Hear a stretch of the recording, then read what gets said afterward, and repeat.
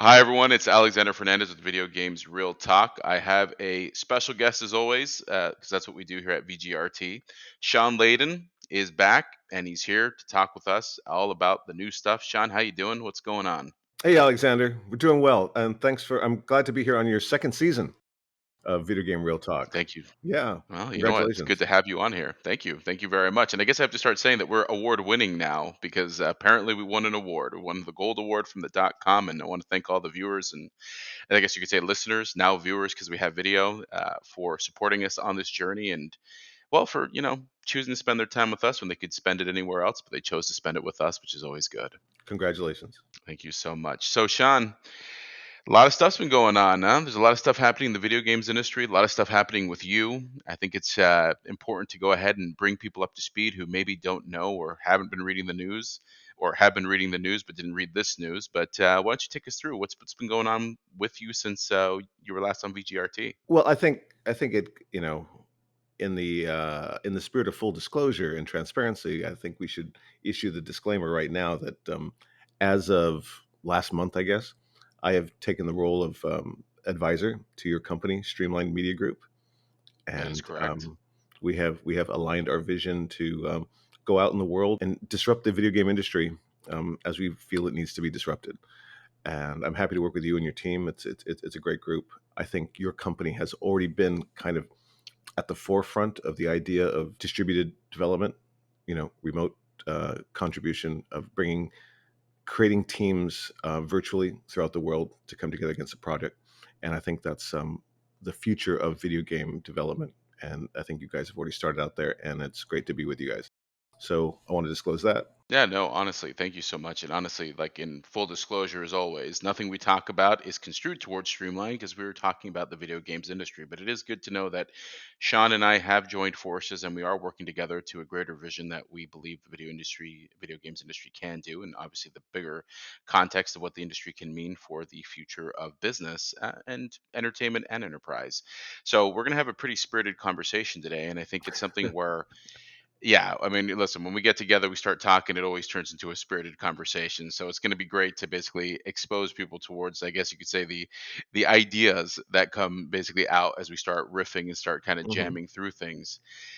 So Sean, I think one of the main things here that came out with the news that seemed to shake the world when we announced that we were coming together was basically this idea that the video games industry is ripe for disruption. We talk about it; those are big words. Video games is ripe for disruption, says Shawn Layden and Alexander Fernandez. Yet at the same time, people don't really know what that means, and it's because they think, "Oh, video games, innovation, it's always disrupting." No, not really. So why don't we go in on this? What do we mean? What is ripe for disruption? Why is Well, it? let's look at just two elements of that question. One is um, the means of production, how games are made. Does that structure need to be disrupted? The answer is yes, and we'll talk about that in a bit more in a moment. The second one is the business model. How the games are brought to market. Is that model needing of revision? And I say yes to both. So going back to the first one, the production of games. Come on, Alexander, you've been in the game business almost as long as I have, even though you're half my age. Uh, the We've been making You look games. better than I do. Let's just be clear. You have better genes. I mean, I'm like, you remember in Indiana Jones, I choked out of the wrong cup, and I'm like, ah, but thank you. We have, as an industry, been making games pretty much the same way the last 30 years. Yeah, There hasn't that's been true. a lot of innovation in the production of the game itself. Now, granted, we have better workstations. We have mocap doesn't require as much cleanup as it used to. Performance capture has become a thing. These innovations have occurred, but the actual creation of the game itself is pretty much the same for the last 30 years. You get a bunch of programmers, you get a bunch of artists, you throw some designers on top of it, and as the games got bigger and the demands of the quality of the game got higher from you know HD gaming. Remember when that was a thing? Then it became 4K, and then we're Yeah. you know we're going off the edge of the earth there. Um, we just threw more people at the problem. Now we started throwing people from, we get adjunct groups in Southeast Asia, we get adjunct groups in Eastern Europe to try to complement the game design and production teams, but the actual production of the game itself really hasn't changed. And I think that's an area that requires greater innovation. We have to, we are really smart technologists in the game business, but we need to lean into technology harder to get more technology to do more of the heavy lifting of game Hmm. production itself, whether that's through artificial intelligence or machine learning or a combination of the two. People shouldn't have to deploy hundreds of artists to create geometry to design the desert level of a game. That should almost be Yeah. done, procedurally by the game engine if you can create it that way. I look at guys like No Man's Sky team, Hello Games, what they did with that, and how they were able to procedurally generate geometry and entire worlds with a team of 7 people. I think that is the indicator. That's like one of the waypoints to the future, is to see how can we get the engine to do more work in the game creation instead of just throwing people at it. So that needs disruption. That's a place where I'm looking at some teams I'm working with in an advisory capacity who are trying to solve for that problem, and I think that's going to be a huge leap forward to us, because at the current rate of things, if games cost 250 to $300 million to make, because the only cost associated with developing a game is really labor. It's not Hmm. you're spending tens of $1 millions on a license. Or you may be, but if you're doing Well, it, then you're doing it wrong. and let's not forget the software licenses that we pay for, like 3D Studio Max, which are like Yeah, 5,500 US dollars per year per person. So I mean, right, Autodesk has got that on lockdown. They make money no matter who's doing what. So right. you know that But in they're the doing it. pie of costs, that's a discrete slice, and there's another slice for Correct. overhead and housing and stuff. But the biggest Mm. piece, 85% of the cost is just labor. And how do you get fewer the same amount of people we do now to do these greater things in the future? So let's unpack this for a second, because 20 years ago, let's say you're on PlayStation 1, Hmm. PlayStation 2, you have teams that are maybe 40 people, Oh if yeah, even yeah. that, Hmm. right? So let's look at it this way. A PlayStation 1 team, probably less than 30 people. Actually, I would say that. And if you think about that from that standpoint, a PlayStation 1 game, let's say that it's 30 people, or even just basically a game at that time. And the labor costs, would you think they're about the same, just about, with inflation and change? Or do you think With that those labor costs have gone up? Oh, the labor costs have definitely gone up, And and in terms of when you look, yes, go the ahead. man month run rate has gone up definitely. Okay. So when we talk about that for a second, and I think this is important to see. So basically 20 years ago, at the time that I was starting up doing this in here, man month rates were, roughly anywhere between 5 to 7,000 is what the man month rate was, right? That's where it Hmm. used to be. Yeah. And then effectively over time, we've gotten to a place where if you're in the state of California or any major metropolitan area, the costs are like anywhere between 15 to 20, and in some places as high as 22. Because most of the cost of a video game is labor, as you said earlier today, or a few minutes ago, I should say. Basically, you're sitting at the point that most games, let's say roughly 80% of the cost of a video game development is pure labor. If we basically now have a team that, let's say back when it was 30 people, let's say it was 5,000 a man month, the development was 24 months, we could easily start to track north of a game costing anywhere between 5 to 7 million, maybe 10 million in development, right?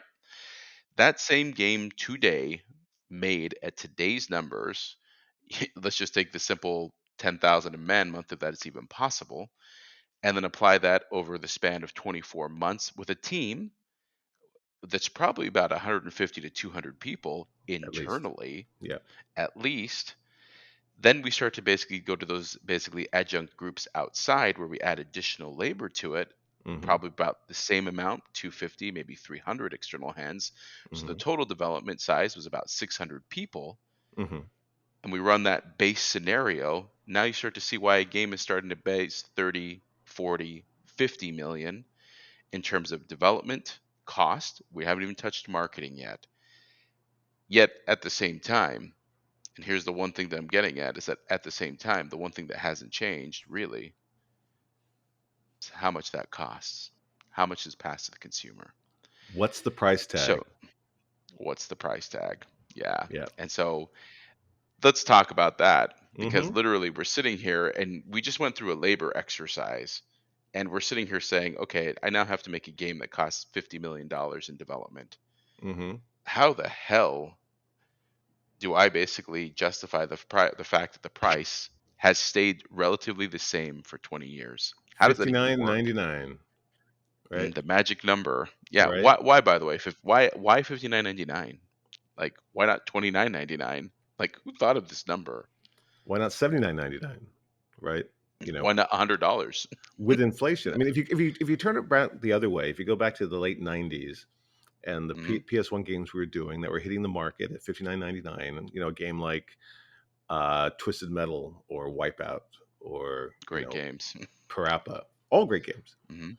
Um, and they were, and the cost of development was an order of magnitude lower than making those games today, except the price tag is the same virtually, 59.99. Okay, granted, there's some talk about some games coming out at 69.99, but $10 delta doesn't cover the rise of inflation No, since not the at late all. 90s. And if you put those Mm-mm. into today's dollars, compared, against, actual earnings and the value of the money at the time, it would say that those games in the late 90s were actually selling for something like $99 a pop or $100 a pop. You know, Wow.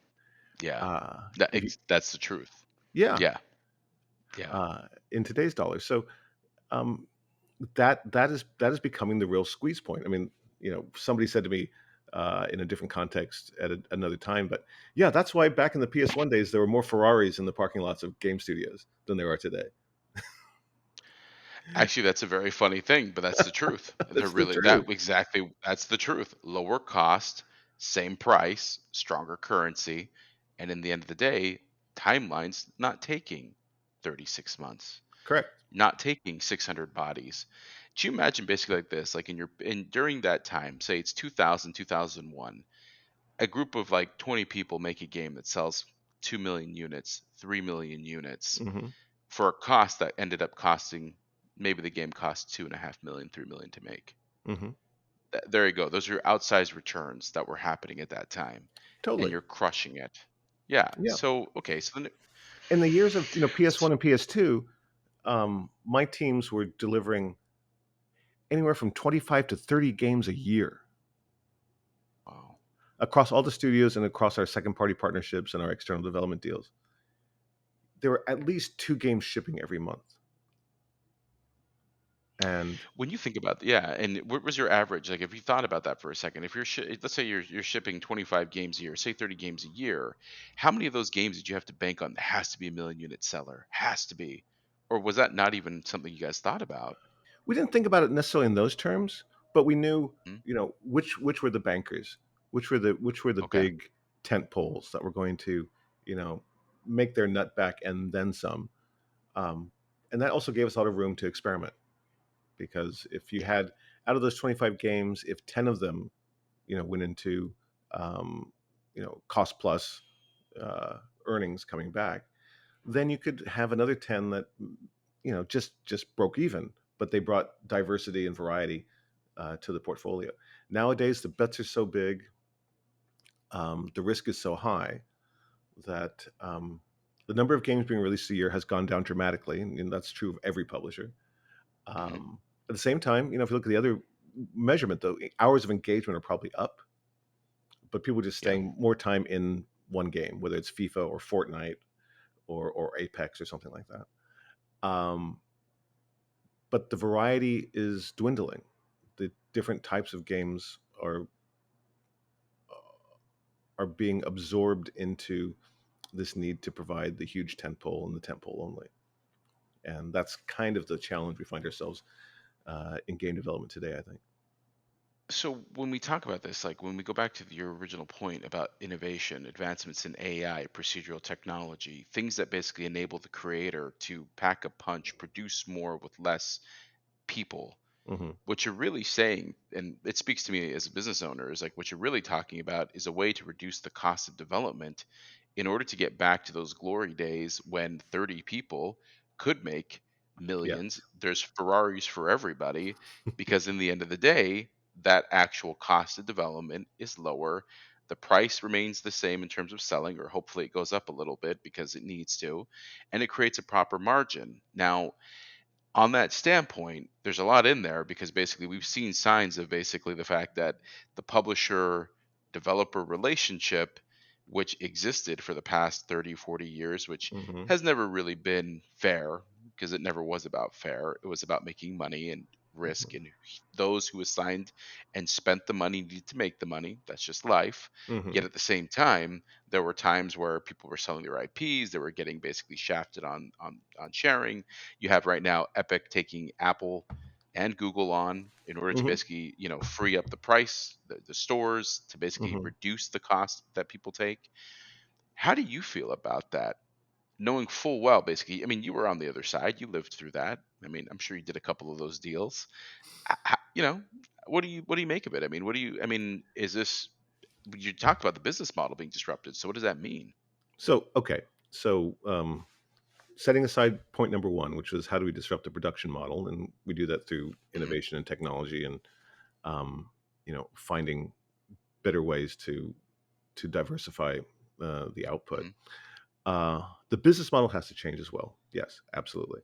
I think the world we live in today is much more about bringing creators and, I hate the word consumer, but bringing creators and fans Yeah, closer yeah, together. I like fans. Yeah, Yeah, exactly.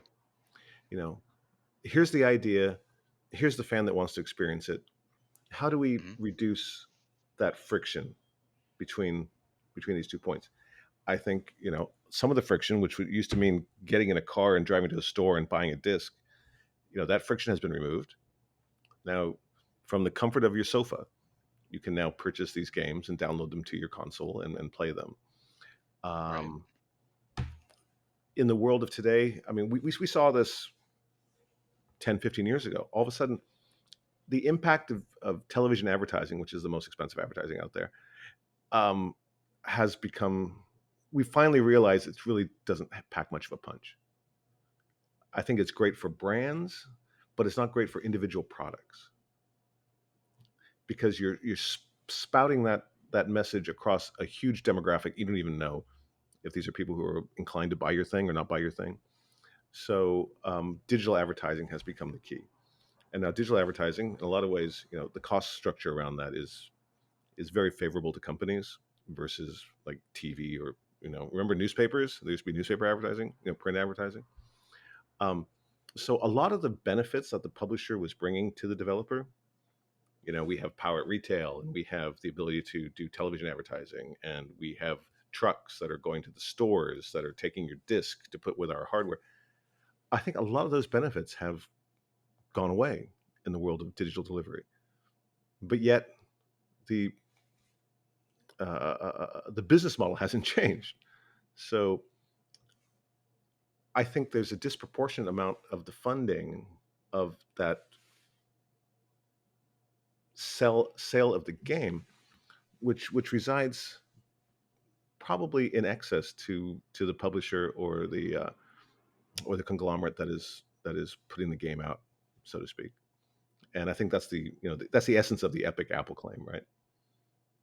So, what's interesting about this is that if I just sit here for a second, the publishing model, the way the splits were being dictated, they existed in a time when you needed to stamp CDs, Hmm. distribute physical Hmm. items to a store shelf. You had to basically get into the pockets of Put a poster Walmart in the and whoever else. window, get a standee, you know, Real work, end real cap. real Yeah. real labor, real marketing, real activity, real value creation was Hmm. being done. But over time, with the way everything got digital, that value creation supposedly shifted. But yet at the same time, as we just went through a second ago, the cost of labor increased, the number of people on a team increased, Hmm. the cost of the budget increased. Yet the cost of marketing, they've increased as well.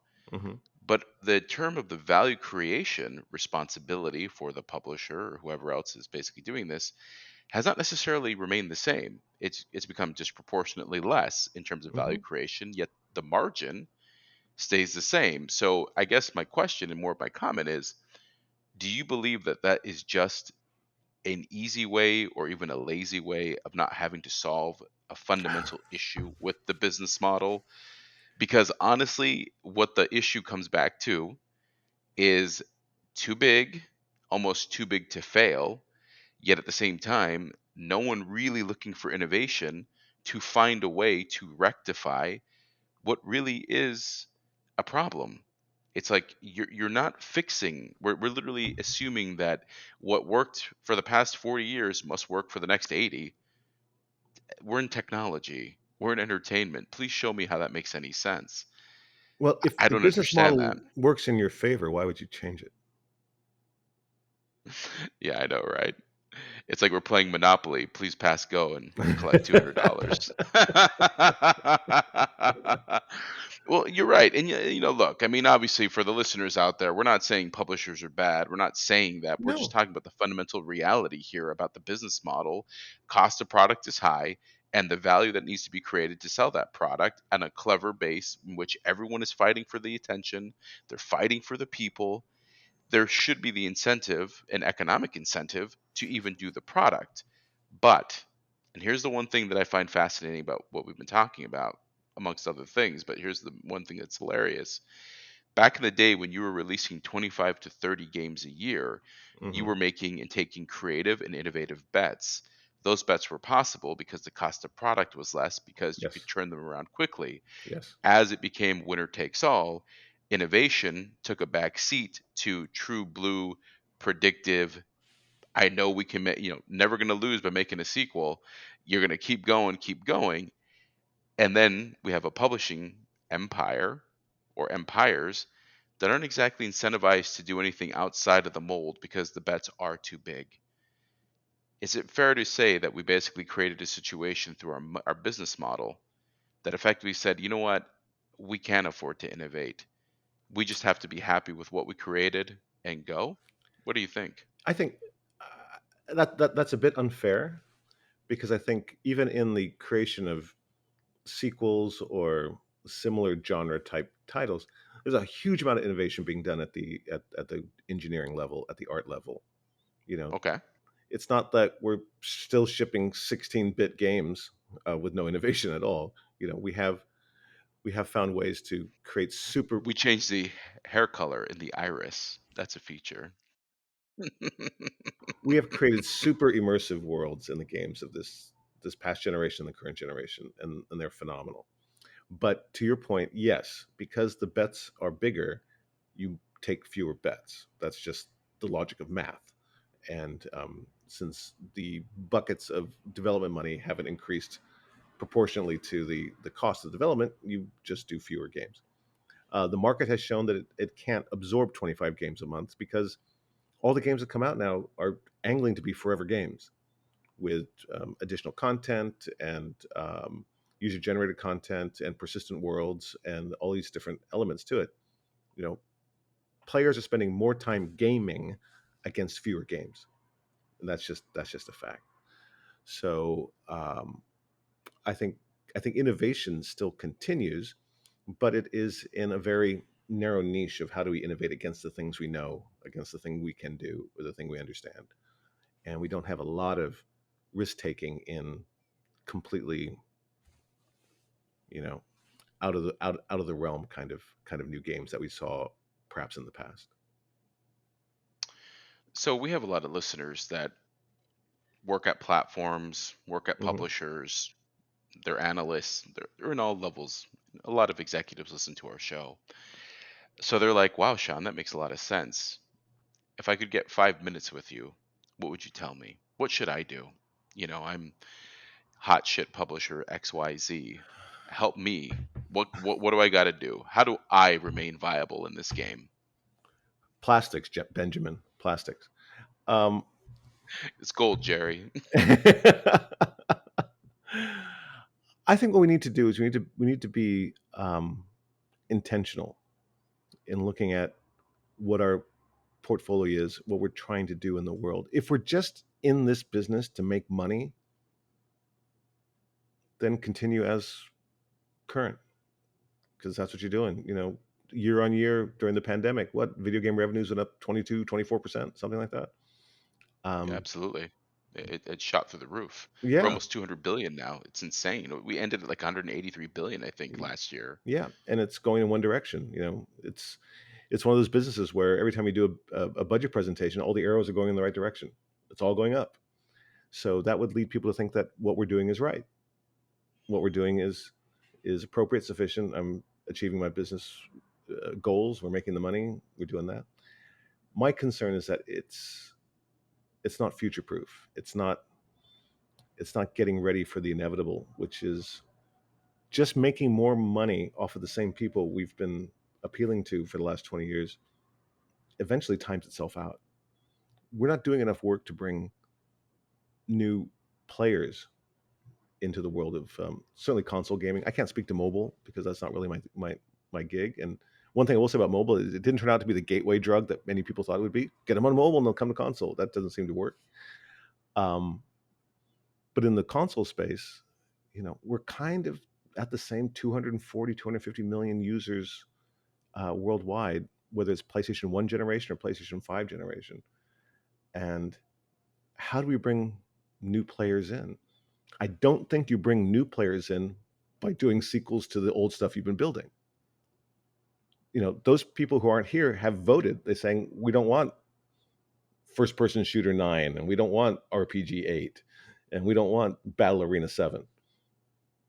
So if we just continue to make the same games with innovation, better graphics, more intuitive controls, whatever, but are functionally the same entertainment experience, we will not bring new people in. It's just So that basically, easy. then at that, yeah, no, you're right. I mean, so the thing is, the nostalgia play isn't necessarily, yeah, okay. There's always a desire to make the game we grew up playing, or to be like, oh, wouldn't it be great if? But Hmm. the reality is like I can't sell to the same, you know, 40-year-old dude who basically games when he wants, when Hmm. I basically also know there's generations of people who truly want to experience something new. Yet at the same time, I'm constrained because my budgets to make these products are so high.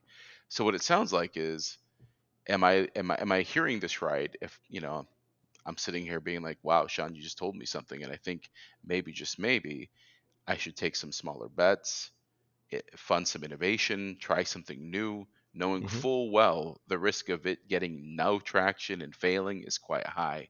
But it's Hmm. better off than basically saying, I'm a one trick pony and there's been 18 of them. I mean, it's like, how do I, you know what I mean? Because is that what you're saying? I mean, because again, I want to be clear for the listener.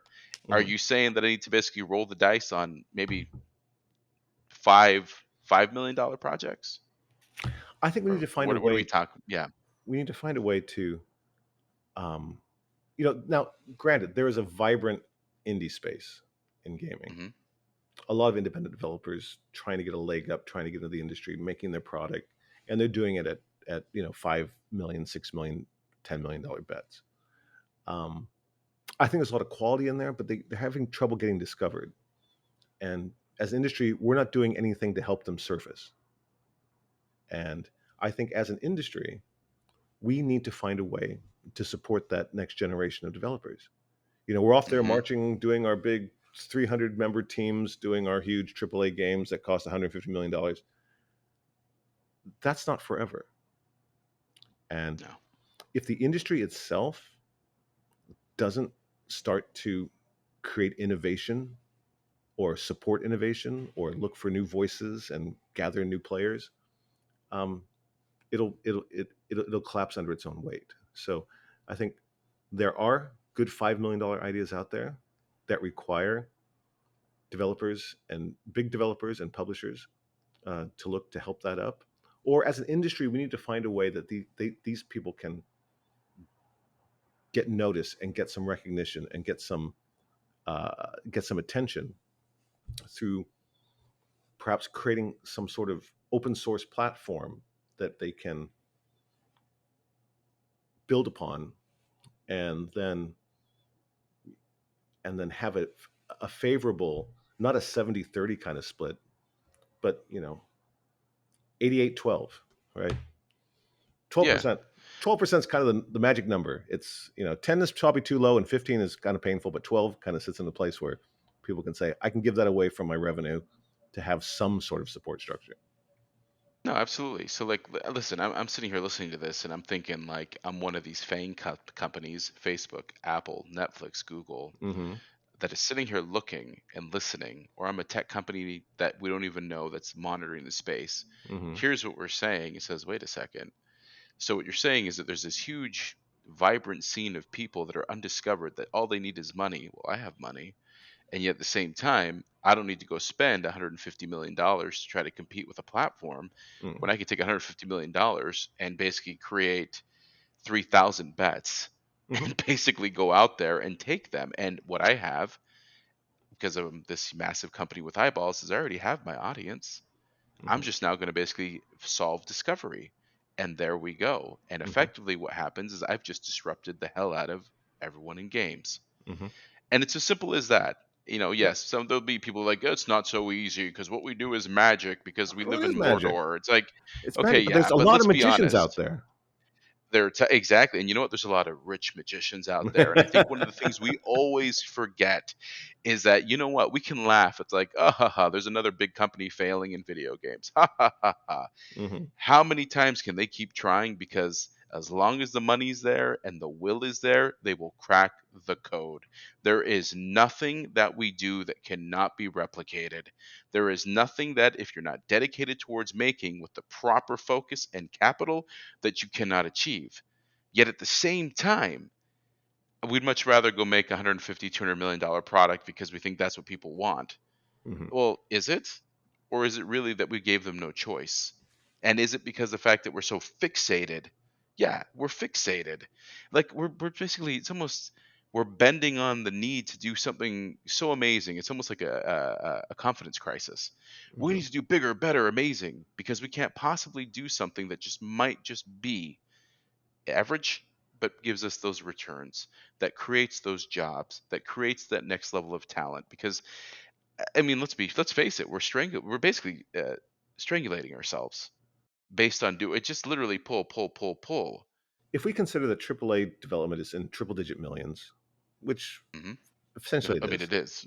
I mean, um, it is very much so. and if you do the math from strictly an Excel PowerPoint, Excel spreadsheet kind of perspective, you go, I want to make one triple million dollar bet and sell 20 million units. I don't want to make five double digit $1 million bets and make 1 million units each, right? If you think you can hit for the fences, you're going to do that. The problem with that is you just scare everybody out. If they like, okay, you want to be a baseball player, you have to hit home runs, only home runs, always home runs. It's going to take a lot of talent out of the field. They're going to say, I'm just a single guy. I hit singles all the time, which as a sports metaphor isn't a bad thing, but in business, it doesn't seem to work that way. And how do we get more ideas into the room? How do we get them to be heard and discovered? I mean, you talked about the failures of the big tech guys coming into the space, and yeah, we see that and we look at that and we go, yeah, because video games is hard.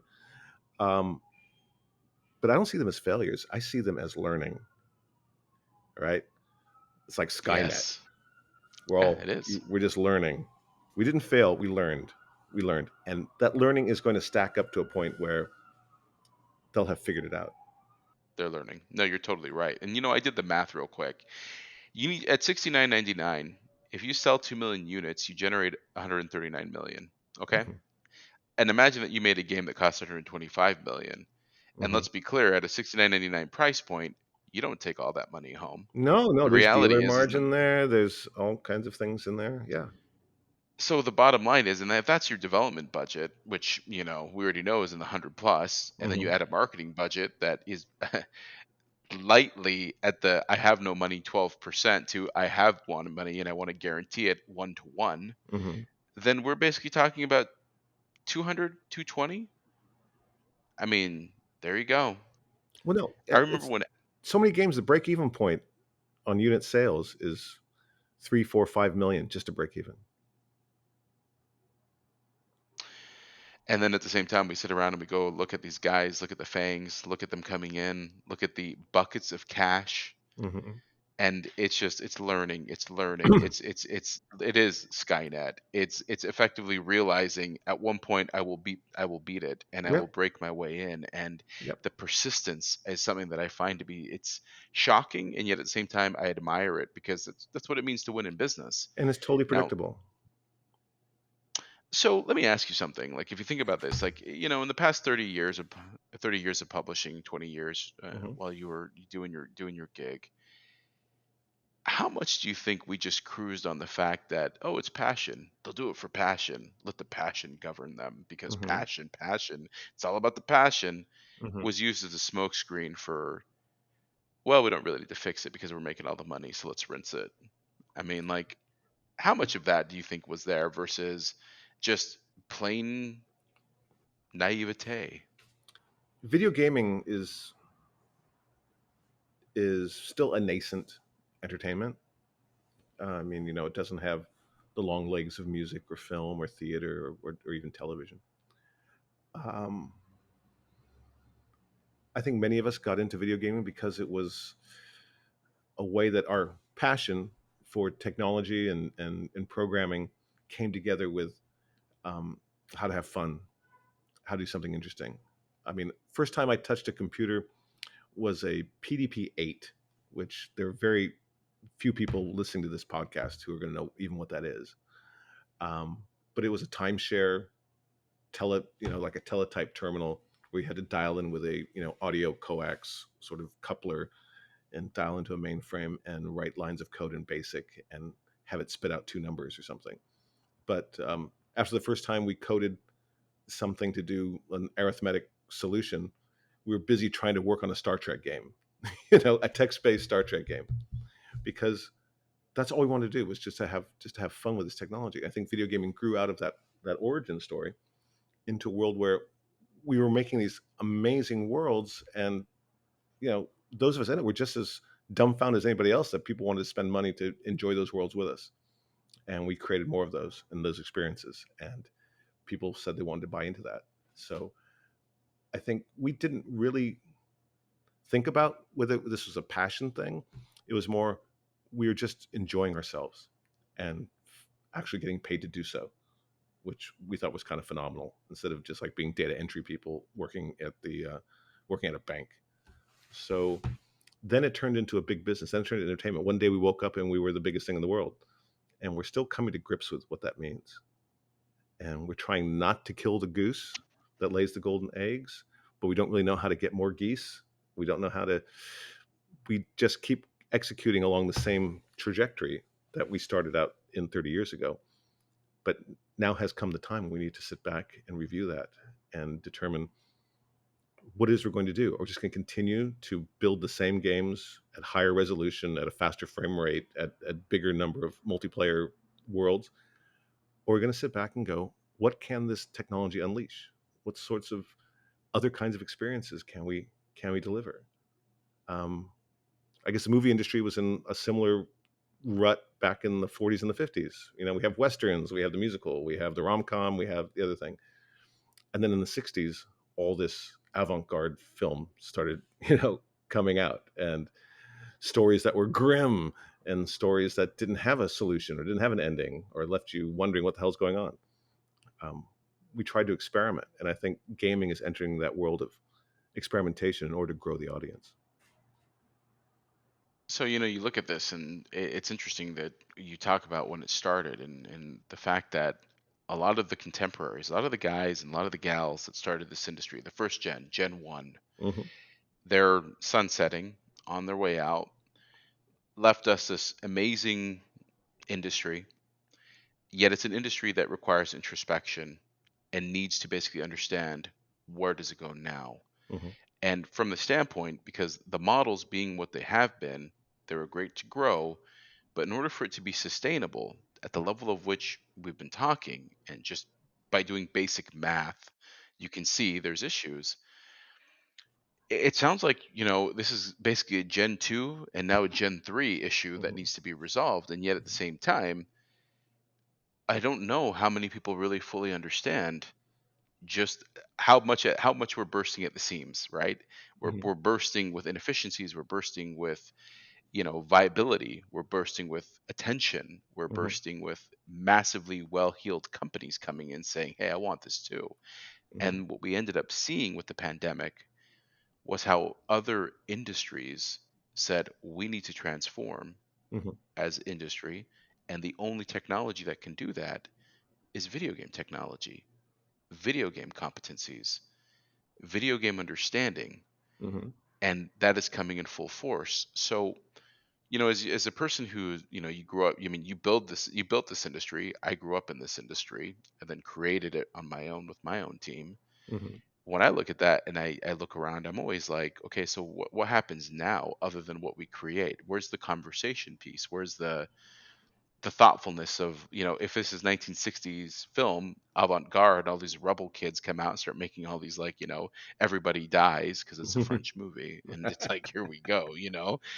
I mean, it's like, where is that? Because honestly, like, there seems to be no voice, no conversation. It seems to be, if I open the newspaper, it's all the garbage that our industry produces of poor labor practices, poor behavior, broing out. It's like we celebrate poor behavior, and this is literally the games industry on a week to week basis. Horrible thing happens at company X. $100 million raised. Horrible thing happens at company X, tied to company Y, but we've known that for years. Another 100 million raised. Yeah. Nothing else. So basically, it's scandal and money. Hmm. Where's the vision? Where's the direction? Where's the conversation of the art? Where is the we are a serious medium that has is making and pushing the boundaries of culture? Where is it?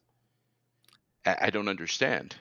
I don't think as an industry we've really learned how to talk about ourselves. As an Yeah, industry, we that's don't true. seem to have a voice Yeah. in the world about what it is we are and what it is we're doing.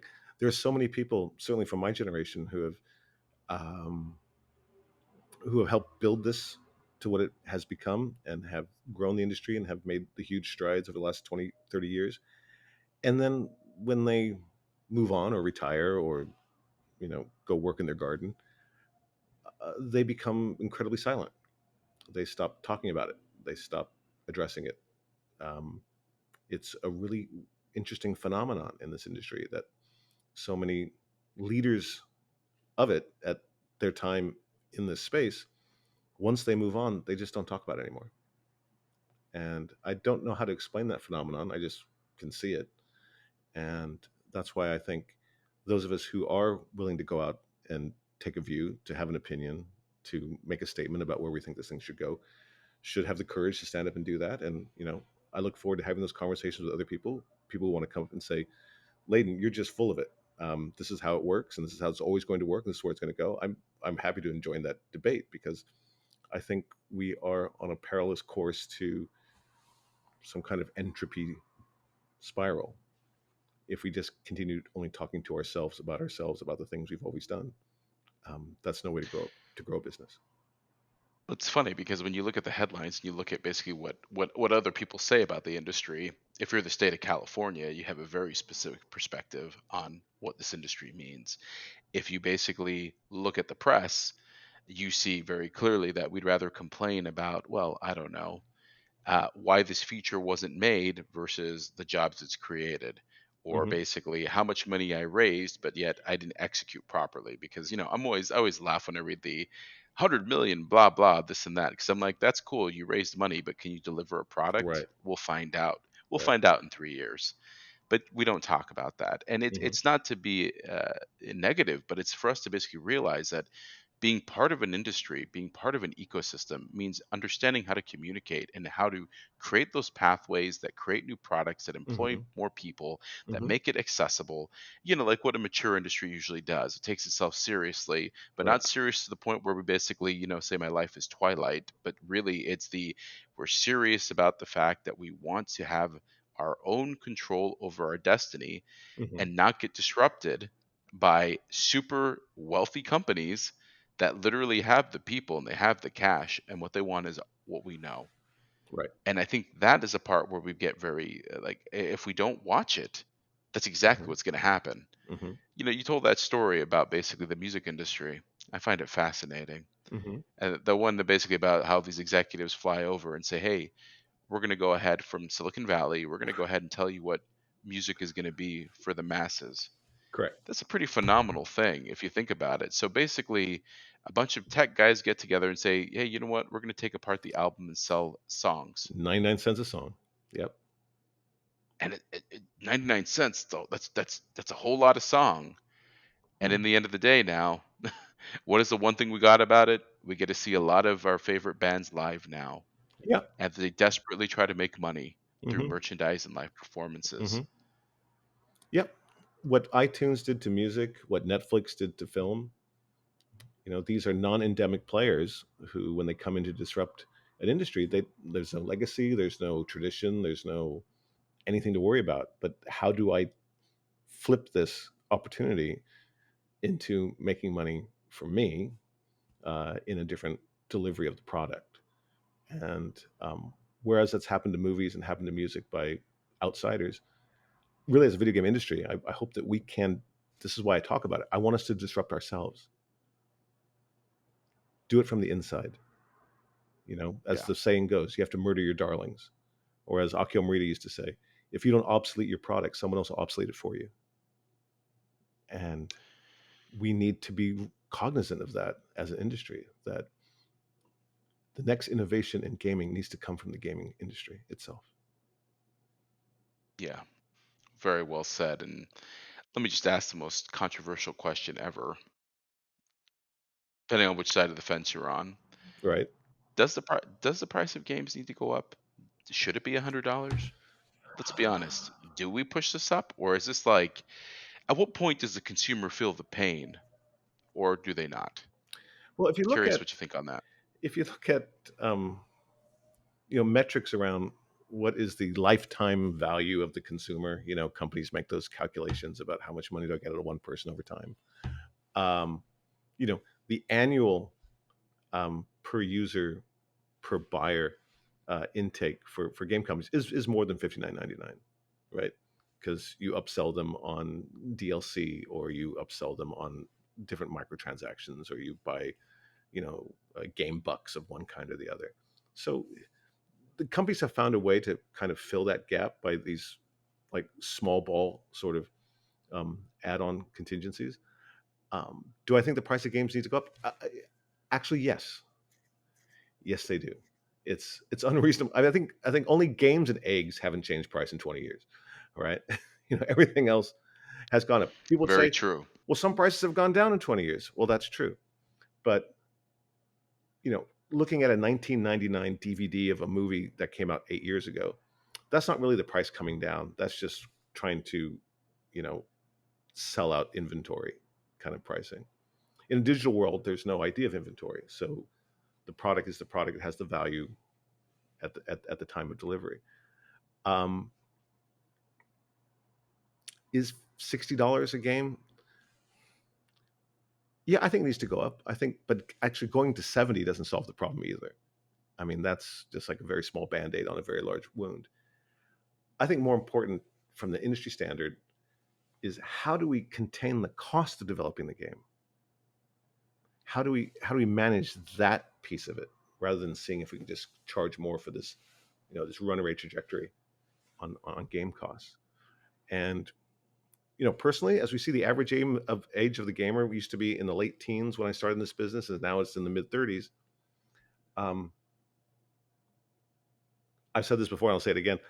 I would be happy to get back to the 12 to 15 hour game. A game that if I started up, I figure in the next 3 or 4 days, I can see the ending. I can see what happens to this character, how this resolves. When I was at PlayStation, we look at a lot of data. You wouldn't be surprised because you're in the game business. Such a small percentage of people actually finish the game. All that money you put into the last boss, Hmm. less than 60% of the people who bought the game sees the last boss. Um, Yeah. and that would be weird. Think about it if you were screening a movie and 60% into the movie, like over half the audience just walked out. That would be weird, Yeah. right? Um, I guess games are like books. All of us have unfinished books in our house, but Um, but I think that is something we need to confront. We need to feel, certainly as a creator, how do I make sure that people see my entire opus? How do I make sure that people enjoy the totality of my story? And if I stretch that story over 40 hours, maybe I'm going to lose a lot of people in that transfer.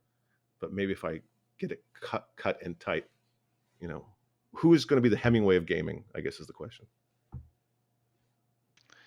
I mean, that's a good question. I wonder because in the end of the day, like I think obviously we're always a fan of the short declarative sentence, but I think the reality here is that we do need to get the cost under control because I mean, if I look at it right now, I mean, as much as I'd love to say that basically we can share the pain, the reality is we can't. The consumer, the player, the gamer wants to enjoy that is presented to them. The expectations are just completely wild. Hmm. At the same time, I mean, basically going back down to the basic loop, we literally just went through the loop of what's causing the vicious cycle. Hmm. It's literally a price point, an insatiable need for better, bigger, faster, Hmm. a business model that hasn't been innovated in the past, I don't know, 15 to 20 years, Hmm. costs spiraling out of control. And so that that circling of more of like the drain as it goes this way is Hmm. what it seems to do. Now it doesn't mean that it's over, but what it does mean is that there's a real conversation to be had where the 10 to 15 hour game, the 12 to 15-hour game, the 5 million bet, the 7 million bet, Hmm. these are realistic conversations. These are things that should be looked at. And then at the Hmm. same time, what is shocking to me, and this is always going to be something I always found fascinating, is that on one end, we basically see the grind of what it takes to produce these products, say in the West, Hmm. and then we totally don't see what it takes in everywhere else where our products touch, where the thousands of workers, the thousands of what they call below the line in film, Hmm. all those people that no one ever wonders about, except for when there's a weird story about exploitation, Hmm. every couple of years. And yet those people as well basically are part of these massive projects. So I just find it fascinating that, you know, people talk without knowing. I guess that's just humanity. Yet at the Happens same all the time, time. when we get down to yeah, I know it happens every day, right? What was it? Uh, Today I'm a virologist.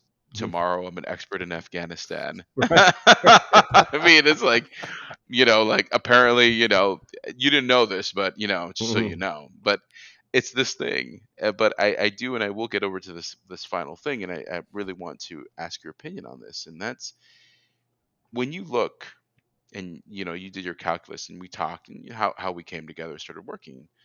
We make a comment about breaking the wheel, Yep. not just Streamline, but as an industry. Indeed. How can we break the wheel?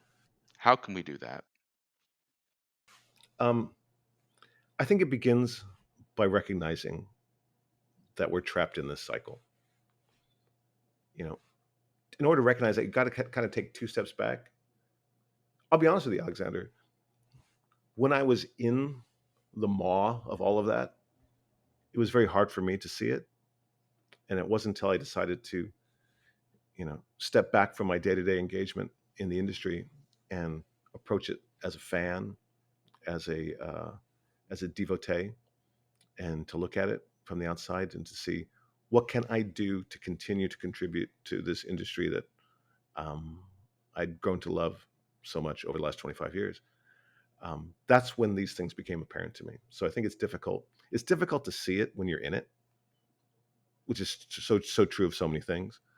Um, but now that we're a bit removed from it, um, which is why I say again, we need the leaders of this industry who have, graduated or retired or have, moved on to continue to be engaged, because those are the eyes that need to look at this problem and find ways to solve for it. Because you can't really solve it from the inside per se, without a bit of a arm's length distance from it. And so what we need to do in order to solve for this is just to start to enumerate what these challenges are and to elucidate what we feel um, are the big hurdles we need to get across. There's the method of production. There is the business model around it. There is the cost structure that goes into both of the business model and the production. and sit back and just ask the age old question that humans always do: how do I make this better? How do I improve this? And I don't think we're Very, asking that question enough. Let's start with the questioning, no, and then the solutions will present themselves. very true. Very true. Well, Shawn, as always, it was a pleasure having you on the show. Having this discussion is, we go in and we can riff. And so I'm very much looking forward to having you on in the future, and obviously having this conversation further with you, other guests, as we go into basically season 2 of Video Games Real Talk. I want to thank all of our viewers and listeners out there again for supporting the show. It's been overwhelming, very positive. Please check out the new website, videogamesrealtalk.com. You can find us on our social channels, VGRT on Twitter, at StarvUp, where you can hit me up. We will be bringing back in a huge variety of voices this season. Some of the great things we'll be covering will be from the metaverse on to basically how you actually make money in video games to basically how do you build a career in video games. All of this in this season of Video Games Real Talk. Looking forward to hearing you all and speaking and talking to you. Take care, and thanks for listening.